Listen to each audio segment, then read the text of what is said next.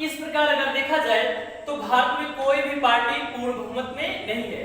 अच्छा, पूर्ण बहुमत में नहीं है तो भारत के राष्ट्रपति को विवेकाधीन शक्तियां प्राप्त है और वो अपने विवेकाधीन शक्तियों का प्रयोग करके ये देखती है कि कौन सी पार्टी जो जादुई आंकड़ा है उसको प्राप्त कर लेगी, उसी को सरकार बनाने के लिए आमंत्रित करता है। हमारे संविधान में कहीं नहीं लिखा गया है कि भारत का प्रधानमंत्री ये होंगे, है ना। वो बशर्ते यही चीज रखा गया है कि भारत का प्रधानमंत्री के रूप में संसदीय दल के नेता को चुना जाता है और उन्हीं को भारत के प्रधानमंत्री के रूप में रखा जाता है ना। एक चीज और हम लोग ध्यान रखेंगे कि अगर देखा जाए ये हमारे भारत है, ये हमारा भारत है, भारत के प्रथम नागरिक के रूप में कौन आते हैं? भारत के राष्ट्रपति।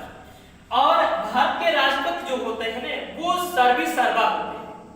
हम अपने संविधान के अनुच्छेद 53 की बात करते हैं, है ना। अगर हम लोग अनुच्छेद 53 की बात किया जाए तो अनुच्छेद 53 यही कहता है कि संघ राज्य की समस्त शक्तियां या कार्यपालिका की समस्त शक्तियां भारत के राष्ट्रपति में निहित है।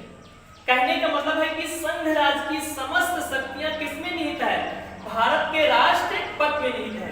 अब यहाँ पर जो भारत के जो राष्ट्रपति है ना वो समझ लीजिए शक्तियों के आधार पर संपूर्ण शक्तियां उसी में निहित है ना। ये शब्द हम लगाए कि जो है संघ राज्य कार्यपालिका की समस्त शक्तियां भारत के राष्ट्रपति में निहित है।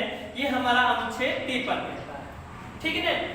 फिर देखेंगे अगर हम लोग अनुच्छेद 74 की बात करें तो अनुच्छेद 74 यही कहता है कि भारत के राष्ट्रपति को सलाह और परामर्श देने के लिए मंत्रिपरिषद का गठन कहता है ना। अनुच्छेद 74 भारत के राष्ट्रपति को सलाह और परामर्श देने के लिए मंत्रिपरिषद का गठन, मतलब जो भी प्रक्रिया है भारत देश के बीच जो भी किया जा रहा है ना, मतलब एक प्रकार से कह सकते हैं कि राष्ट्रपति को सहायता और परामर्श देने के लिए मंत्रिपरिषद का गठन होता है।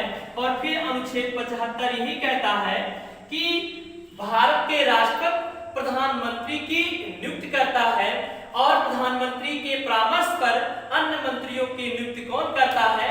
भारत के राष्ट्रपति करता है। तो देखेंगे हमारे सामने देखेंगे 3 जो अनुच्छेद है बड़े मुख्य अनुच्छेद हैं। अगर हम लोग